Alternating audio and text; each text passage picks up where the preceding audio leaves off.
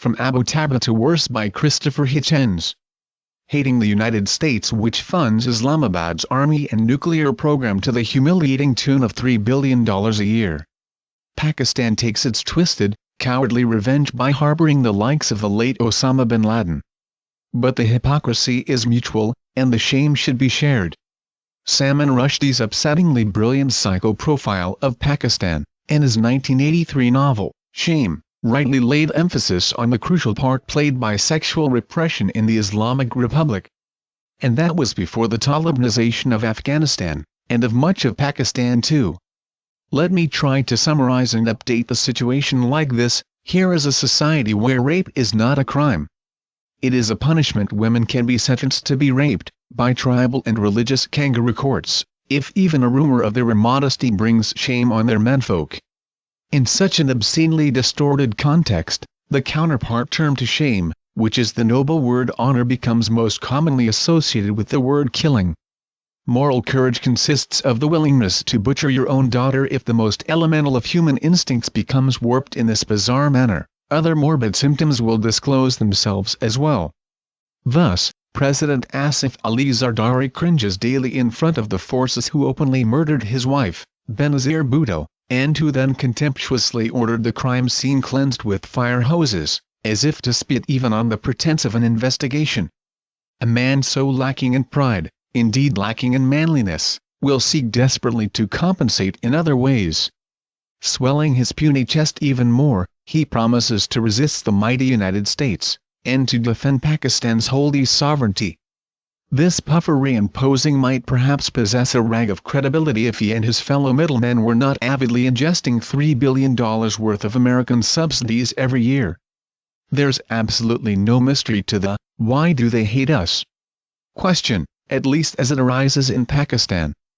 They hate us because they owe us, and are dependent upon us. The two main symbols of Pakistan's pride, its army and its nuclear program, are wholly parasitic on American indulgence and patronage. But, as I wrote for Vanity Fair in late 2001, in a long report from this degraded country, that army and those nukes are intended to be reserved for war against the neighboring democracy of India. Our bought and paid for pretense that they have any other true purpose has led to a rancid, resentful official hypocrisy, and to a state policy of revenge, large and petty, on the big, rich, dumb Americans who foot the bill. If Pakistan were a character, it would resemble the one described by Alexander Pope in his epistle to Dr. Arbuthnot. Willing to wound, and yet afraid to strike. Just in a fault, and hesitate to slike, alike reserved to blame, or to commend, a timorous foe, and a suspicious friend. So well-bred spaniels civilly delight in mumbling of the game they dare not bite. There's an old cliché in client-state relations, about the tail wagging the dog, but have we really considered what it means when we actually are the tail, and the dog is our goddamn lapdog? The lapdog's surreptitious revenge has consisted in the provision of kennels for attacked dogs. Everybody knew that the Taliban was originally an instrument for Pakistani colonization of Afghanistan. Everybody knew that al-Qaeda forces were being sheltered in the Pakistani frontier town of Quetta, and that Khalid Sheikh Mohammed was found hiding in Rawalpindi, the headquarters of the Pakistani army. Bernard Henry Levy once even produced a damning timeline showing that every Pakistani capture of a wanted jihadist had occurred the week immediately preceding a vote in Congress on subventions to the government in Islamabad. But not even I was cynical enough to believe that Osama bin Laden himself would be given a villa in a Pakistani garrison town on Islamabad's periphery. I quote below from a letter written by my Pakistani friend Irfan Khawaja, a teacher of philosophy at Felician College, in New Jersey.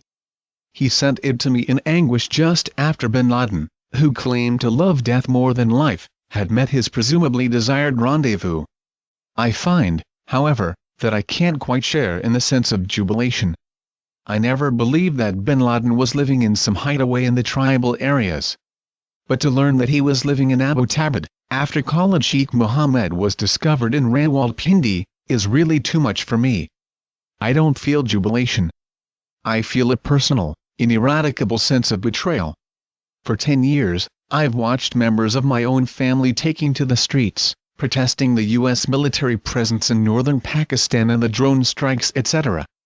They stood there and prattled on and on about Pakistan's sovereignty, and the supposed invasion of it by US forces. Well, what fucking sovereignty? What fucking sovereignty were these people protecting? It's bad enough that the Pakistani army lacks sovereignty over the tribal area and can't control it when the country's own life depends upon it. But that bin Laden was living in the Pakistani equivalent of Annapolis, Maryland. You will notice that Irfan is here registering genuine shame, in the sense of proper outrage and personal embarrassment, and not some vicarious parody of emotion where it is always others, usually powerless women, who are supposedly bringing the shame on you. If the Pakistani authorities had admitted what they were doing, and claimed the right to offer safe haven to Al-Qaeda and the Taliban on their own soil, then the boast of sovereignty might at least have had some grotesque validity to it. But they were too cowardly and duplicitous for that. And they also wanted to be paid, lavishly and regularly, for pretending to fight against those very forces. Has any state ever been, in the strict sense of the term, more shameless? Over the years, I have written many pages about the sick relationship between the United States and various third-world client regimes, many of which turned out to be false friends as well as highly discreditable ones. General Pinochet, of Chile, had the unbelievable nerve to explode a car bomb in rush-hour traffic in Washington, D.C., in 1976, murdering a political rival and his American colleague. The South Vietnamese military junta made a private deal to sabotage the Paris peace talks in 1968, in order to benefit the electoral chances of Richard Nixon. Dirty money from the Shah of Iran and the Greek dictatorship made its way at different times into our electoral process. Israeli religious extremists demand American protection and then denounce us for interference if we demur politely about colonization of the West Bank. But our blatant manipulation by Pakistan is the most diseased and rotten thing in which the United States has ever involved itself. And it is also, in the grossest way, a violation of our sovereignty. Pakistan routinely, by the dispatch of barely deniable death squads across its borders, to such locations as the Taj Hotel in Mumbai, injures the sovereignty of India as well as Afghanistan. But you might call that a traditional form of violation. In our case, Pakistan ingratiatingly and silkily invites young Americans to one of the villest and most dangerous regions on earth, there to fight and die as its allies, all the while sharpening a blade for their backs. The smiler with a knife under the cloak, as Chaucer phrased it so frigidly.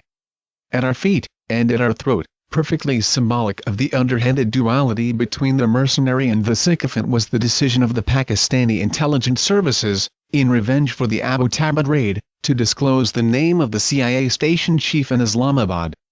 This is well beyond humiliation. It makes us a prisoner of the shame, and co-responsible for it. The United States was shamed when it became the Cold War armorer of the Ayyub Khan dictatorship in the 1950s and 1960s. It was shamed even more when it supported General Yahya Khan's mass murder in Bangladesh in 1971, a Muslim-on-Muslim genocide that crashingly demonstrated the utter failure of a state based on a single religion. We were then played for suckers by yet another military boss in the form of General Zia-ul-Haq, who leveraged anti-communism in Afghanistan into a free pass for the acquisition of nuclear weapons and the open mockery of the Non-Proliferation Treaty. By the start of the millennium, Pakistan had become home to a Walmart of fissile material, traded as far away as Libya and North Korea by the state-subsidized nuclear entrepreneur A.Q. Khan, the country's nearest approach, which in itself tells you something, to a national hero. Among the scientists working on the project were 3 named sympathizers of the Taliban. And that gigantic betrayal too, was uncovered only by chance. Again to quote myself from 2001, if Pakistan were a person, he, and it would have to be a he, would have to be completely humorless, paranoid, insecure, eager to take offense, and suffering from self-righteousness, self-pity, and self-hatred. That last triptych of vices is intimately connected. The self-righteousness comes from the claim to represent a religion. The very name Pakistan is an acronym of Punjab, Afghanistan, Kashmir, and so forth, the resulting word in the Urdu language meaning land of the pure. The self-pity derives from the sad fact that the country has almost nothing else to be proud of, virtually barren of achievements and historically based on the amputation and mutilation of India in 1947 and its own self-mutilation in Bangladesh. The self-hatred is the consequence of being pathetically, permanently mendicant, an abject begging bowl country that is nonetheless run by a super-rich and hyper-corrupt Punjabi elite. As for paranoia, this not-so-hypothetical Pakistani would also be a hardened anti-Semite, moaning with pleasure at the butchery of Daniel Pearl and addicted to blaming his self-inflicted woes on the all-powerful Jews. This dreary story actually does have some bearing on the sovereignty issue. In the beginning, all that the Muslim League demanded from the British was a state for Muslims. Pakistan's founder and first president, Muhammad Ali Jinnah, was a relatively secular man whose younger sister went around unveiled and whose second wife did not practice Islam at all. But there's a world of difference between a state for Muslims and a full-on Muslim state. Under the rule of General Zia there began to be imposition of Sharia and increased persecution of non-Muslims as well as of Muslim minorities such as the Shiites, Ismailis, and Ahmadis. In recent years these theocratic tendencies have intensified with appalling speed, to the point where the state contains not one but two secret statelets within itself, the first an impenetrable enclave of covert nuclear command and control and the second a private nexus of power at the disposal of the military intelligence services and, until recently, Osama bin Laden himself. It's the sovereignty of these possessions that exercises General Ashfaq Kamani, head of the Pakistani army, who 5 days after Abbottabad made the arrogant demand that the number of American forces in the country be reduced to the minimum essential. He even said that any similar American action ought to warrant a review of the whole relationship between the two countries. How pitiful it is that a Pakistani and not an American should have been the first, and so far the only, leader to say those necessary things. If we ever cease to swallow our pride, so I am incessantly told in Washington, then the Pakistani oligarchy might behave even more abysmally than it already does, and the situation deteriorate even further. This stale and superficial argument ignores the awful historical fact that, each time the Pakistani leadership did get worse, or behave worse, it was handsomely rewarded by the United States. We have been the enablers of every stage of that wretched state's counter-evolution, to the point where it is a serious regional menace and an undisguised ally of our worst enemy, as well as the sworn enemy of some of our best allies. How could it be worse if we shifted our alliance and instead embraced India, our only rival in scale as a multi-ethnic and multi-religious democracy, and a nation that contains nearly as many Muslims as Pakistan? How could it be worse if we listened to the brave Afghans, like their former intelligence chief Amrullah Saleh, who have been telling us for years that we are fighting the war in the wrong country? If we continue to deny or avoid this inescapable fact, then we really are dishonoring, as well as further endangering, our exemplary young volunteers. Why was the raid on Abbottabad so rightly called daring? Because it had to be conducted under the radar of the Pakistani Air Force, which scrambled its jets and would have brought the Black Hawks down if it could. That this is true is bad enough in all conscience. That we should still be submitting ourselves to lectures and admonitions from General Kamani is beyond shameful.